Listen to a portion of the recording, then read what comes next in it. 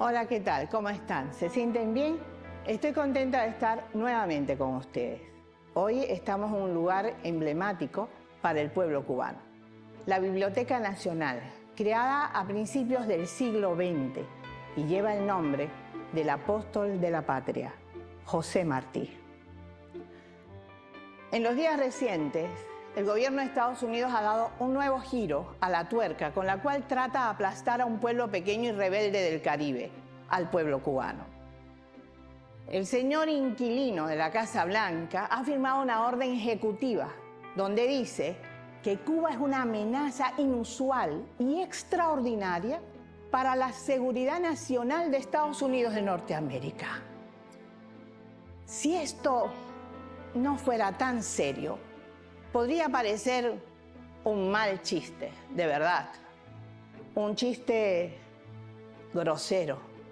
Porque ¿a quién se le ocurre pensar que Cuba puede ser una amenaza para la potencia económica y militar más poderosa del planeta?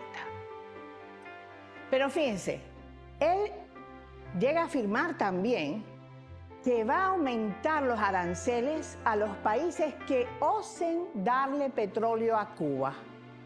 Y todo el mundo sabe que, desgraciadamente, el petróleo sigue siendo la base para crear la energía necesaria para la economía de un país, ya sean las fábricas, las industrias, todo en general. Imagínense, no tendríamos electricidad, no tendríamos agua potable porque no se podría bombear, no tendríamos transporte, no tendríamos bienestar social, ni siquiera podríamos dar la salud que merece el pueblo. Y todo eso porque el gobierno de Estados Unidos intenta usar esa presión sobre el petróleo para convertirla en un arma económica para una guerra contra Cuba. En programas anteriores, junto a nuestros invitados, ya habíamos entendido que este bombardeo a Venezuela, el secuestro a su presidente Nicolás Maduro y su esposa, podría traer como consecuencias daños importantes a Cuba. Ya lo habíamos pensado. Y esto es algo que se debe, sobre todo, a una obsesión histórica que tiene Estados Unidos con relación a Cuba. Viene de hace siglos, claro. A partir del triunfo de la Revolución, esto se exacerba. Entonces, ¿qué nuevos métodos, qué nuevas excusas van a usar para justificar este nuevo crimen? ¿Cómo va a reaccionar el pueblo cubano? ¿Cómo va a reaccionar la comunidad internacional? En este caso, tendríamos que pensar, ¿quién será la próxima víctima? En un mundo gobernado por las transnacionales de la información o desinformación, este programa les brinda una vía diferente, quizás algo indisciplinada. Lo hacemos semanalmente. Si usted quiere acompañarnos, por favor, hágalo, sencillamente, con Aleida Guevara.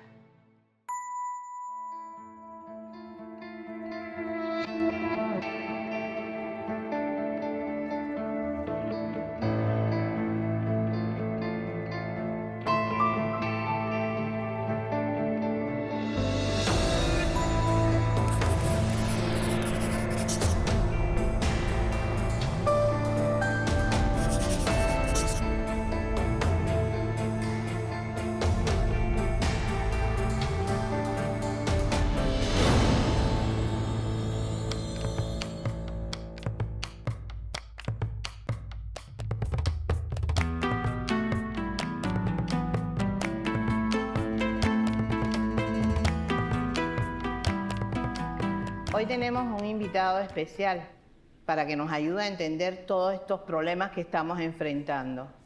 Él es periodista, especialista, digamos que en temas internacionales, pero también es el presidente de Prensa Latina, entre paréntesis, fundada por mi papá, que conste. tenemos entonces con nosotros y con muchísimo gusto a Jorge Legañoa. Un placer inmenso compartir este espacio y sobre todo dialogar con usted. Muchas gracias.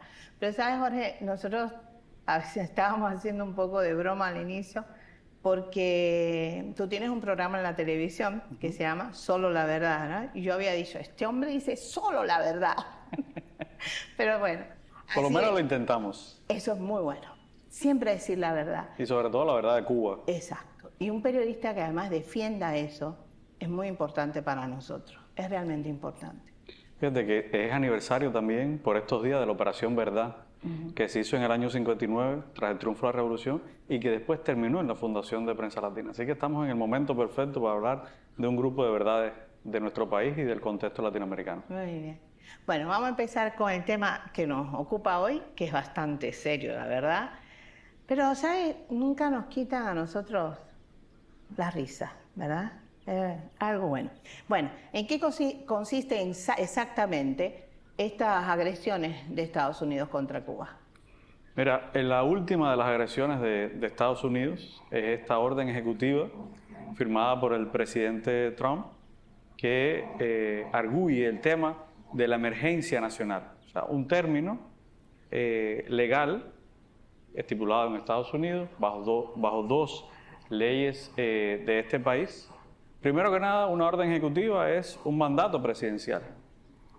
No es una ley como tal. Las personas nos preguntan, esta orden ejecutiva que busca imponer aranceles a los países que comercien con Cuba, que le vendan petróleo a Cuba, ¿qué tan legal es y en qué consiste? Primero, sí, tiene un viso de legalidad hacia lo interno de Estados Unidos, pero tras las fronteras de Estados Unidos es completamente extraterritorial, porque sería meterse, inmiscuirse en las relaciones de dos países, en las relaciones económicas de dos países y en un tema tan sensible como el tema energético. Para una isla como Cuba, que el petróleo tiene características que no lo hacen, diríamos, procesables, al menos por ahora. Un petróleo muy denso que se utiliza, sí, se utiliza en Cuba una parte de ese petróleo para generar electricidad, pero que no es suficiente. No es suficiente para mover la economía completa. Entonces, imaginemos por un segundo lo que sería un país sin petróleo para mover su economía, para producir, para alimentar, para las ambulancias, para todo lo que se utiliza todos los días, el petróleo o los combustibles fósiles en sentido general. Y la orden ejecutiva busca chantajear como primer argumento, chantajear a Cuba, presionar a Cuba, buscando un fin, y el fin está muy claro desde hace más de 60 años, que es derrocar a la Revolución Cubana. Un cambio de régimen, como ellos le han llamado. Y adicionalmente busca presionar también a terceros países para que no le vendan petróleo a Cuba. Cuando se habla del tema petrolero, Venezuela, México, Rusia, Irán o en su momento Libia, no les regalaban el petróleo a Cuba, no se lo regala a nadie hoy. Cuba compra el petróleo como el resto de las naciones del mundo. Y Estados Unidos ahora sencillamente lo que amenaza a terceros países para que no le vendan petróleo a Cuba y los amenaza diciéndole que le van a poner un arancel a las importaciones que Estados Unidos haga de esos países si le venden petróleo a Cuba. O sea, está muy claro lo extraterritorial que es, como antes fue la famosa ley Helms-Burton, aprobada en el año 96 y refrendada por el presidente Clinton, y que buscaba justamente eso, que el mundo ni invirtiera en Cuba, ni tuviera negocios en Cuba, ni siquiera vinieran turistas a Cuba. Por ahí va la orden ejecutiva del presidente Donald Trump. Pero, ¿en qué aspecto nosotros podríamos ser realmente una amenaza para Estados Unidos? Ese es otro tema. O sea, adicionalmente, esa orden ejecutiva, entre los argumentos que da para la emergencia nacional, es que Cuba supuestamente es una amenaza extraordinaria para la seguridad nacional y la política exterior de Estados Unidos. Cuando uno revisa qué amenaza es Cuba para Estados Unidos, no lo es. Vamos por pasos. Y para declararnos una amenaza inusual y extraordinaria, nos han incluido, este gobierno, el gobierno de Donald Trump, incluyó a Cuba en una lista que tienen ellos unilateral, que le decimos una lista espuria, porque no hay ningún organismo internacional que la refrende, que es la famosa lista de países patrocinadores del terrorismo internacional. Cuba no es un país terrorista, todo lo contrario. Sin embargo, ¿qué se percibe con una orden ejecutiva cuando usted todo el tiempo está diciendo sobre ese país que es una nación terrorista? Es, primero, etiquetar, es guerra psicológica, pero no vayamos lejos. ¿Qué pasó con Venezuela desde agosto hasta el 3 de enero? Todos los días, el presidente Donald Trump y su séquito presidencial, incluido el secretario de Estado Marco Rubio, estuvieron repitiendo todos los días para la opinión pública internacional que Venezuela era un narcoestado, que allí habitaba el cártel de los Soles como grupo de narcotraficantes. Además, lo incluyeron, el cártel de los Soles, en una lista de organizaciones y grupos terroristas, y que Nicolás Maduro, como presidente legítimo de ese país, además era el líder de ese cártel. O sea, un capo y por tanto un narcotraficante. ¿Qué pasó el día siguiente de que Maduro fue secuestrado en Venezuela? El Departamento de el Departamento de Justicia de Estados Unidos reconoció públicamente que el cártel de los Soles no existía. Y por tanto no tenía sentido que estuviera dentro del grupo de organizaciones terroristas o catalogada como tal, porque no había elementos. Por tanto, se cae por su propio peso que tampoco Nicolás Maduro es un narcotraficante. Porque encima Estados Unidos y el gobierno de Trump obvia una verdad absoluta, dicha por sus propios organismos, instituciones como la DEA, que el 85% de la droga que llega a Estados Unidos no lo hace a través del Caribe, lo hace a través del Pacífico, del Océano Pacífico. O sea, ¿dónde queda Venezuela? En el Caribe, no en el Pacífico. Sin embargo, todos los buques militares, ¿dónde se posicionaron? Al norte de Venezuela.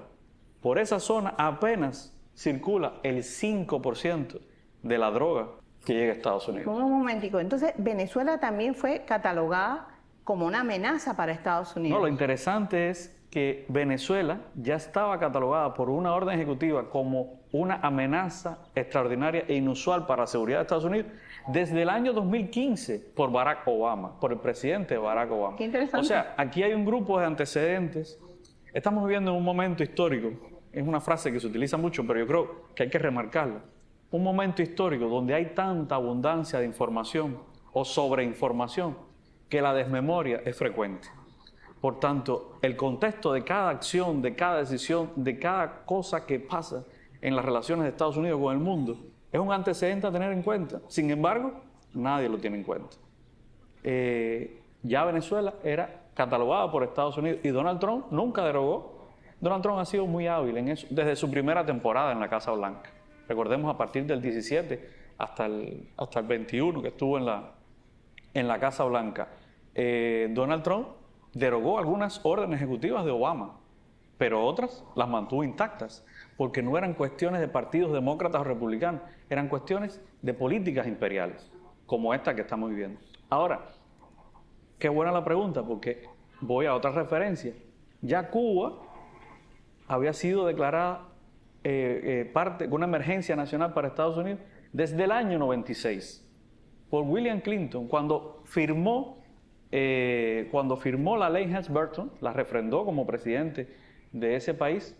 Pocos días después, en marzo, eso fue febrero, en marzo, emitió una orden ejecutiva en la que declaraba que Cuba entraba dentro de esta categoría de emergencia nacional y por tanto ya había un grupo de medidas. En el caso de Clinton fueron medidas que tenían que ver con las vías marítimas, o sea, en la frontera marítima entre Estados Unidos y Cuba. Lo interesante es que Bush, que nada tenía que ver con Clinton, porque era republicano, en el medio de su guerra contra el terrorismo, esa orden ejecutiva de emergencia nacional con Cuba, la actualizó en el 2004 y agregó otras cuestiones que tenían que ver con medidas que buscaban que Cuba no tuviera ni ingresos financieros, reforzó el tema marítimo y además de eso ya hablaba del tema del terrorismo. Obama hizo lo mismo en el 2008 con Cuba, agregó otras cuestiones de seguridad nacional para ellos y el propio Donald Trump refrendó esa misma orden ejecutiva de Clinton en el 2018. O sea, que estamos hablando de una nueva orden ejecutiva que alega el mismo tema de emergencia nacional por segunda vez en la historia de las relaciones bilaterales.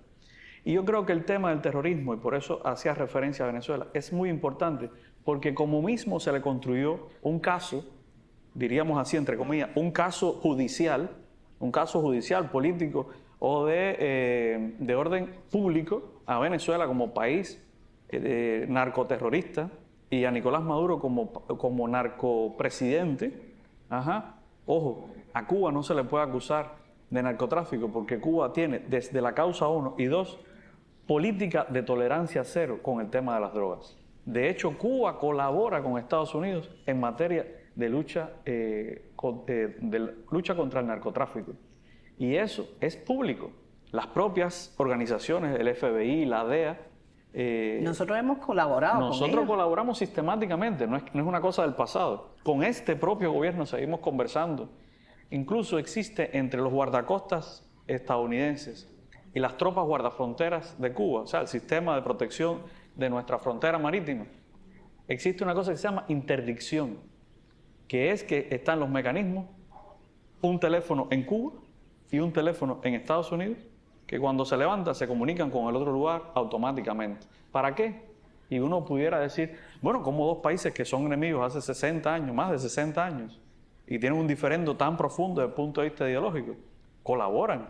¿Cómo que colaboran? Sí, porque Cuba con su política de tolerancia cero, cuando no logra capturar a una narcolancha que circule por nuestras aguas, se lo informa a Estados Unidos.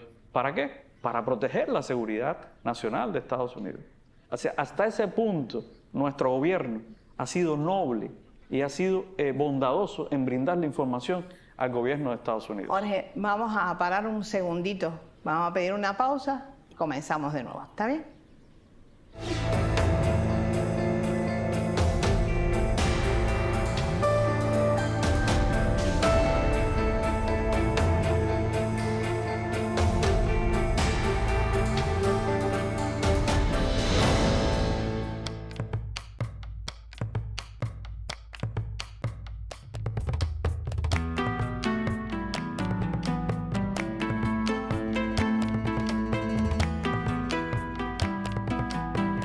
¿Cuáles son los pretextos, las justificaciones que Estados Unidos está usando para decir que nosotros somos hoy una amenaza para ellos? Mira, el principal es tener a Cuba incluida en esta lista de la que hemos hablado, de que Cuba supuestamente es un país que patrocina el terrorismo. Vamos a hacer un pequeño regreso, nada más y nada menos que de 40 años. En 1982, el gobierno de Estados Unidos incluyó a Cuba por primera vez en esta lista de países que supuestamente patrocinan el terrorismo. Obama, fíjate cuántos años históricos, Obama saca a Cuba de la lista de países patrocinadores del terrorismo después de todas las conversaciones que ocurrieron, primero en secreto hasta diciembre de 2014 y después durante 2015, y Cuba en abril del 2015 sale de la lista de países patrocinadores del terrorismo, porque habían conversaciones entre los dos países. Yo creo que es bueno entender que el periodo Obama, ese segundo mandato Obama, demostró que la convivencia entre dos naciones con diferencias ideológicas es posible. Se lograron 22 acuerdos entre Cuba y Estados Unidos en el periodo entre diciembre de 2014 y enero de 2017, que es cuando Obama, el 20 de enero del 17, termina su mandato y asume ese día Donald Trump como presidente de Estados Unidos. Entre los 22 acuerdos, por ejemplo, el restablecimiento de relaciones diplomáticas, que Cuba y Estados Unidos no las tenían desde los años 60, que se había roto tras el triunfo de la revolución y toda aquella convulsión revolucionaria y el diferendo entre las dos naciones. Entre los acuerdos estaba un acuerdo muy específico de cumplimiento, de colaboración de Cuba con Estados Unidos y viceversa, con organizaciones o instituciones estadounidenses de cumplimiento y ejecución de la ley. ¿Qué quiere decir esto? Que por primera vez en 60 años, durante el gobierno de Obama, vinieron peritos del FBI a testificar en juicios cubanos, en juicios en nuestro país, por cubanos que habían migrado, cometieron allá un delito y cuando se vieron casi en la prisión, huyeron hacia Cuba, pensando que aquí iban a burlar la justicia. Sin embargo, aquí algunos de ellos, algunos de estos casos, no solamente fueron aprehendidos, sino que fueron juzgados y vinieron peritos estadounidenses a testificar en nuestro país. Ese como un ejemplo sencillo de que en Cuba no hay impunidad. Ese es un tema. Y que las amenazas terroristas nos las tomamos muy en serio. Y en eso también se estuvo colaborando. Había también acuerdos en materia de lucha contra el terrorismo. En esta época de Obama, en la que también regresaron los vuelos directos, en la que también vinieron cruceros, la cantidad de estadounidenses que estuvieron en Cuba en el año 2016 no tiene precedentes en los últimos 60 años de la relación. Pero llegó Donald Trump y ahí vemos de nuevo cómo, bajo el argumento de que Cuba es una supuesta amenaza terrorista, nos volvieron a incluir en esta dichosa lista que tienen ellos unilateralmente, porque no la reconoce nadie a nivel internacional, pero ojo, no la reconoce nadie a nivel internacional desde el punto de vista judicial, pero todo el mundo la acata, que eso es lo más triste de todo. Por esa lista, los bancos se niegan a darle créditos, financiamientos o siquiera utilizar o manejar o gestionar una transacción de Cuba para pagar algo tan sencillo como medicamentos o alimentos. Bajo ese mismo argumento, en época de Obama, no perdamos esto de vista, antes de las conversaciones, en la primera parte de su mandato, en su primer periodo de mandato, en la Casa Blanca, el banco BNP Paribas recibió una multa de $8.000 millones. 8.000 millones de dólares, no estamos hablando de cualquier cantidad de dinero, estamos hablando del Producto Interno Bruto de cualquier país del tercer mundo en un año. Solamente por gestionar transacciones financieras de Cuba, Rusia e Irán. Solamente por eso, y en el caso de Cuba, con el argumento de que supuestamente era un país que patrocinaba el terrorismo. Mira, las relaciones entre Estados Unidos y Cuba durante los últimos 60 años ha estado, primero, manipulada políticamente, incluso el tema migratorio ha sido ampliamente politizado. Segundo, la cantidad de mentiras sistemáticamente dichas y manipulaciones desde aquel gobierno contra Cuba son hoy tantas que daría para diversos tomos, casi para hacer diccionarios sobre las mentiras. Vamos a nada más repasar las de la primera temporada de Trump en la Casa Blanca. Trump llega, pasan unos meses, junio, julio, decide orden ejecutiva que regresa, primero no deroga ninguno de los acuerdos de Barack Obama en materia de relaciones con Cuba, pero básicamente los deja desposeídos. Suspende los vuelos directos, suspende los cruceros, activa los títulos 3 y 4 de la ley Helms-Burton. En fin, hay una cantidad de acciones muy grandes y adicionalmente decide incluir a Cuba en la lista de países que supuestamente patrocinan el terrorismo con dos grandes mentiras. Primero, que en Cuba sus diplomáticos habían sido atacados acústicamente.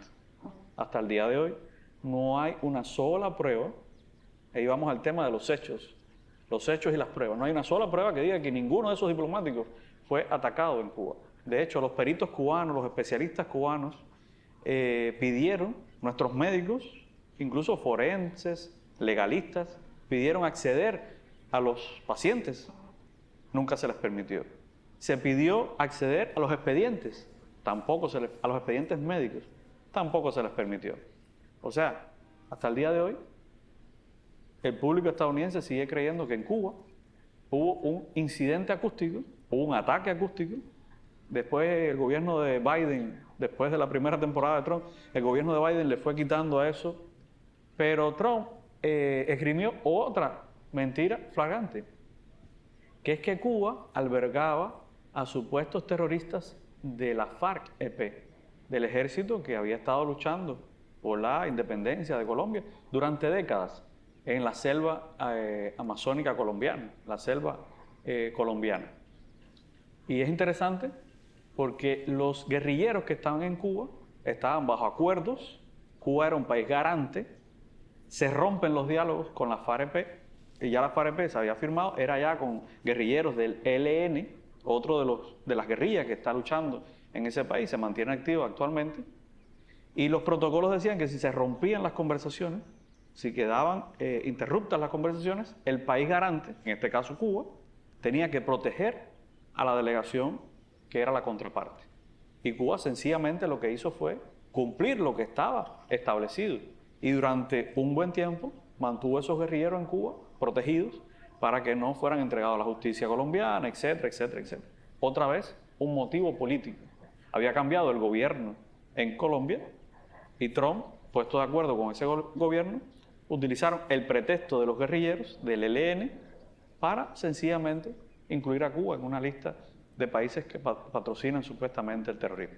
Fíjate cuántos argumentos, después durante el periodo Biden, investigaciones conjuntas entre la CIA, el FBI y el Departamento de Justicia y otras instituciones de cumplimiento de la ley, dicen que en efecto que Cuba lo que hizo fue cumplir con las normas internacionales y adicionalmente que no había ni una sola prueba de que el gobierno cubano estuviera inmiscuido en los incidentes de salud y cambiaron la narrativa. Al principio la narrativa era ataque sónico.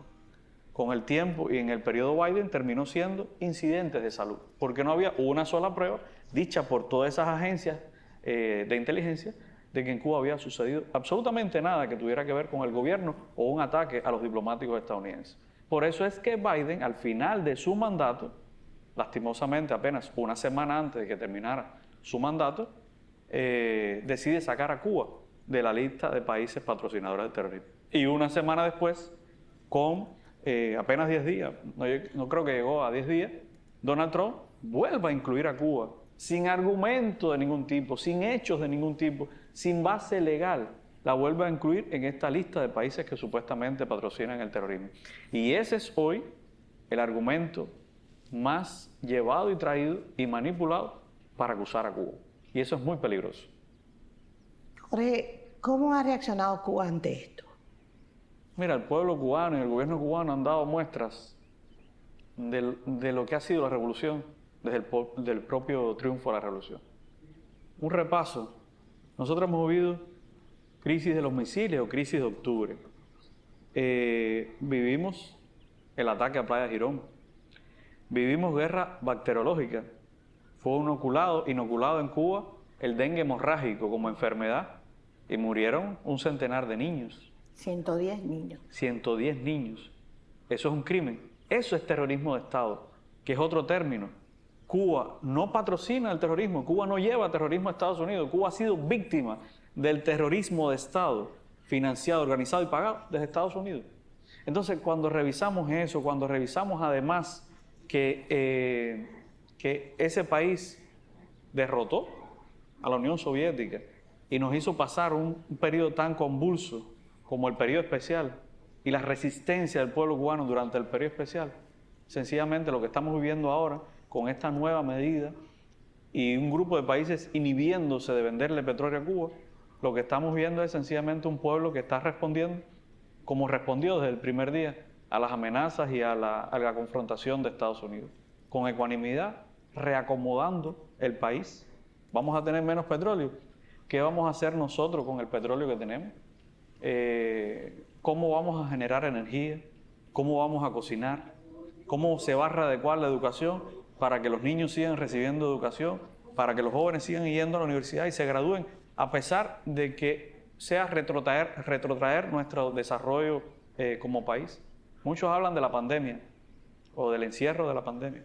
No, yo no creo, Cuba no va a llegar al encierro de la pandemia, pero sencillamente el golpe que está aceptando Estados Unidos evidentemente va contra el desarrollo del país, como lo ha hecho con el bloqueo durante tantos años. Y evidentemente, ¿qué sería Cuba sin el bloqueo? Ellos dicen que es una justificación para nuestra ineficiencia o para el socialismo fracasado o que Cuba es un Estado fallido, pero todavía no se ha demostrado que el bloqueo vaya a triunfar, que estas medidas vayan a triunfar y que la revolución cubana se vaya a desmoronar como lo hizo la Unión Soviética. Pero tampoco nadie ha podido viajar al futuro y decir que el futuro de Cuba en capitalismo sería mejor, más equitativo y de más justicia social que lo que estamos viviendo y lo que hemos defendido durante tantos años. Yo creo que el presidente Díaz-Canel, hace algunos días, en un encuentro con la prensa, daba un elemento y decía que esta crisis que estamos viviendo, como otras tantas que te he mencionado, son una oportunidad de acabar de desterrar males y de poner al país a producir con lo poco que tengamos para sobrevivir, porque será la única forma si esta política de Estados Unidos triunfa en el entramado internacional. Y ojalá que no, aunque Estados Unidos ha demostrado que no le importan los organismos multilaterales, ni Naciones Unidas, ni el diálogo internacional. El presidente Donald Trump, en un delirium que nos parece de locos, todos los días dice que está conversando con altos cargos de Cuba. Sin embargo, el gobierno cubano dice que no hay tal diálogo, que es un diálogo fantasioso. Que hay comunicación entre las dos partes, la hay. Pero de la comunicación diaria, por cuestiones de diplomacia, de cumplimiento de la ley, de lucha contra el narcotráfico, a que haya un diálogo sobre bases de igualdad, donde no se cuestionen nuestros principios, donde se busque soluciones. No, ya ese es otro diálogo diferente, que es al que aspira el gobierno cubano. Mira, fíjate, si el diálogo es posible, que uno de los reclamos más fuertes de la parte estadounidense, en el año 2015, cuando se hicieron el núcleo más duro de las conversaciones, era el tema de la libertad económica para las personas en Cuba, o sea, la propiedad privada. 10 años después, ¿qué estamos viviendo en Cuba? Pequeña y mediana empresa privada, pujante y creciente. Ese era un argumento de hace 10 años para decir que Cuba no cooperaba. ¿Lo puede ser hoy? No. En Cuba tenemos hoy pequeña y mediana empresa privada completamente en la economía. O sea que hay tantas cosas a las que se puede dialogar. Pareciera un diálogo de sordos cuando se habla de que Cuba y Estados Unidos dialogan sobre derechos humanos. Pero se hizo. Hubo diálogos. Estados Unidos dio su versión y Cuba dio su versión también. Entonces, yo creo que puede haber mucho diálogo, pero tiene que ser de iguales. Vamos a hacer otra pausa y regresamos.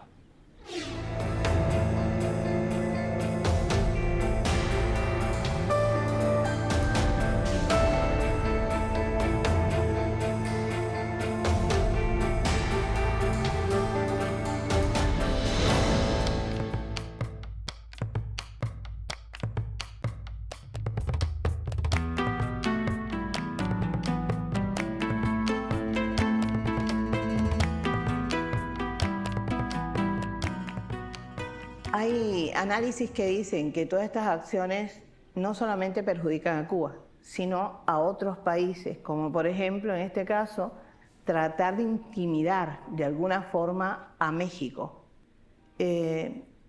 ¿Cuál es tu opinión sobre esto?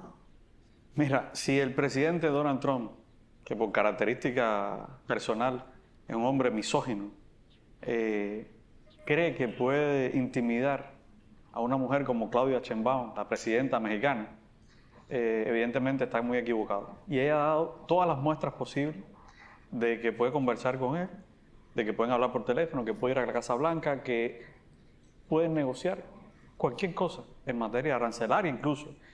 En el periodo que ella ha estado en el poder, ha dado muestras de que es y tiene una posición y una postura hacia Cuba sólida, en la que no haya chantajes posibles. Ella incluso decía hace poco que va a enviar y que está gestionando ayuda humanitaria para Cuba, que acaba de sufrir hace pocos meses un huracán en el oriente cubano que devastó buena parte del país.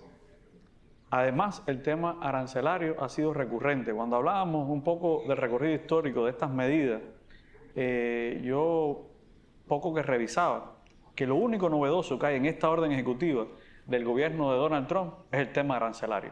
Porque contra Cuba lo han intentado todo. Intentaron asesinar a Fidel más de 600 ocasiones. Intentaron guerra bacteriológica. Intentaron que no comerciaran con Cuba desde los años 90, que ningún extranjero viniera a Cuba a invertir. Pero vinieron, invirtieron, desarrollaron el turismo a partir de los años 90 como locomotora de la economía. Empresas canadienses, empresas españolas y de otros países europeos, también vietnamitas, chinos, etcétera, que están hoy y tienen inversiones en Cuba. Todo eso nos demuestra que la presión sobre México no es solamente sobre México. Ellos están pensando, la ecuación que tiene armada el secretario de Estado Marco Rubio, es que esta es la hora de muerte de la revolución cubana. Claro, también tenemos que analizar el entorno regional. Pero yo siempre digo, y no digo números, digo nombres. Por aquí pasaron, o por esa Casa Blanca pasaron Eisenhower, Kennedy, Johnson, Carter, Reagan, Bush, Clinton, Bush, hijo, Obama, Biden, Trump y Trump. Y Cuba está aquí. Cuba está aquí. Es verdad que el entorno regional político hoy es muy complejo. Una Argentina con un Milei, un Chile donde acaba de ser electo hace algunas semanas, un presidente que es pinochetista, o sea, un tipo que alaba la posición de un dictador. En Bolivia triunfa la derecha después de haber primero dar un golpe de Estado y después meter la cizaña entre los dos principales líderes del movimiento al socialismo, entre Evo Morales y el presidente Luis Arce Catacora. Si vamos a Perú, una nación donde los últimos 7 presidentes están acusados o se han suicidado acusados de corrupción o están presos por corrupción. Si vamos a Ecuador, la Revolución Ciudadana fue naufragada con un caballo de Troya, como fue Lenín Moreno dentro del movimiento de Revolución Ciudadana. Se lo insertaron como agente de la CIA a Rafael Correa y terminó dinamitando y dividiendo la Revolución Ciudadana. Colombia, asediada también. Venezuela era la joya de la corona desde el punto de vista político. Hace pocos días recordábamos el momento en que Chávez asume el poder el 3 de febrero de 1999. Desde entonces, ¿qué pasó en América Latina? Se le dio un puntapié al ALCA, se creó la CELAC, se declaró la región como zona de paz, América Latina y el Caribe como zona de paz. Y justamente lo que busca el actual gobierno estadounidense ya no es solo ir por la joya de la corona, que es Venezuela. Ahora es ir por el símbolo máximo, faro y guía de los movimientos progresistas del mundo, que es Cuba. Si llegaran a lograrlo, sería perpetuo. Ya no sería el presidente Donald Trump, sería el emperador Donald Trump. Y quiero decirte que ganas no le faltan de ser el emperador del mundo, no de Estados Unidos, el emperador del mundo.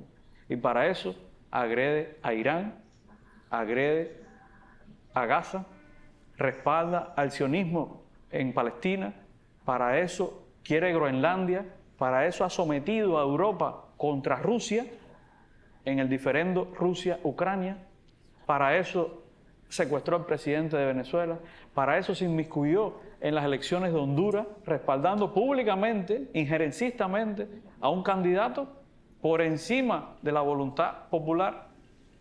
¿Qué podemos esperar? Agrede, amenaza a la presidenta de México. ¿Qué podemos esperar de ese país?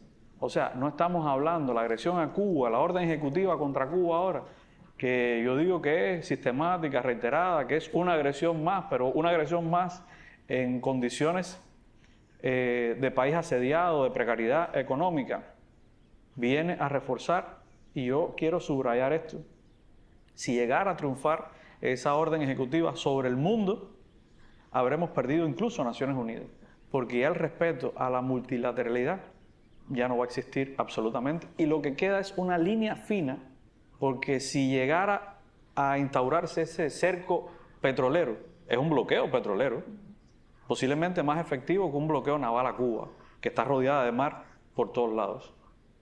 Ocurriría un genocidio en nuestro país, pero va a ser un país al que la medicina también va a hacer, que es uno de los triunfos de nuestro país, tener un sistema médico, se lo va a sentir, porque ni las ambulancias van a tener combustible para caminar. Y aunque se elaboren estrategias disímiles, el golpe, aunque se mitigue toda esa amenaza, el golpe en el pueblo va a ser muy agudo. Y eso es lo que hay que denunciar. Y entonces, ¿qué tú esperas de la reacción internacional? Ya hemos tenido reacción internacional, pero yo creo que tenemos que ir del discurso a la acción. Y no cierro el puño por gusto, porque el discurso son palabras. El discurso puede ser hermoso, puede ser sistemático, pero si usted no va del discurso a la acción, que es plantarle cara a Estados Unidos, pero no vale la pena que le plante cara a un país. Si no son el conjunto de las naciones, no va a tener efecto. Entonces, China se ha manifestado, Rusia se ha manifestado, Vietnam, que ha sido un tradicional aliado de Cuba por la posición de Cuba en función de la independencia de ese país en los años 70 y todo lo que Cuba hizo por la independencia de Vietnam, sobre todo en la guerra con Estados Unidos. China ha dicho en las palabras más claras que no tolerará una amenaza de este tipo a Cuba. Y estamos esperando que eso también se traduzca en acciones. Rusia es un país que ya está bloqueado por Estados Unidos. Ya tiene incluso acciones de todo tipo desde el punto de vista económico. Europa también le ha puesto numerosas sanciones unilaterales a Rusia. Es un país que estaría en nuestra misma posición con recursos, aunque tiene una guerra en Ucrania, la operación especial que desarrolla militar en Ucrania desde hace ya algún tiempo, lo cual también es una situación que tiene que atender. Pero yo siempre voy a Fidel. De la crisis de octubre salimos con una solución entre Estados Unidos y la Unión Soviética, en la que no se contó con Cuba. Eso es historia, eso no lo estoy diciendo yo, es historia consagrada y escrita. Años después, y Fidel lo dijo muy claro, vamos a seguir siendo antiimperialistas y amigos de los soviéticos, pero no vamos a olvidar esto. Años después, Fidel lo cuenta, si no me falla la memoria, en 100 horas con Fidel. Mandó a su hermano general de ejército Raúl Castro a Rusia a saber la posición de la Unión Soviética, los dirigentes de los 80, si hubiese una agresión militar contra Cuba desde Estados Unidos.